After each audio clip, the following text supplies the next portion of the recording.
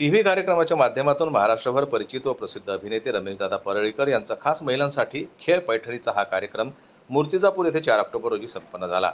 या कार्यक्रमाचे आयोजन आशा बहुउद्देशीय संस्थेचे अध्यक्ष दयारामजी उर्फ आबा घोडे वाघमारे यांनी केलं होतं।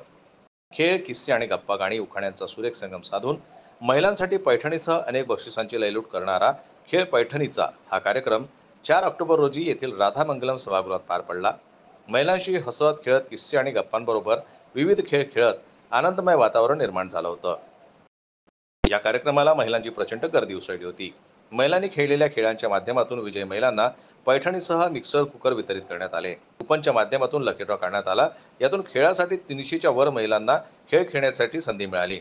धमाल मस्तीबरोबरच मनमुराद आनंद उपस्थित महिलांनी लुटला। या खेळाच्या माध्यमातून शेकडो महिलांनी भेटवस्तू पटकावल्या, तर शेवटी 10 भरजरी पैठण्या बक्षीस म्हणून देण्यात आला। प्रशिता राजेश गावंडी ही महिला प्रथम क्रमांकाच्या पैठणीची मानकरी ठरली। सोबतच या कार्यक्रमाला उपस्थित हजारो महिलांपैकी विजेता महिलांना भेटवस्तू देण्यात आल्या। या प्रसंगी दयारामजी घोडे हे सपत्नीक उपस्थित होते। संजय उमग, जनमत लाईव्ह न्यूज, अकोला।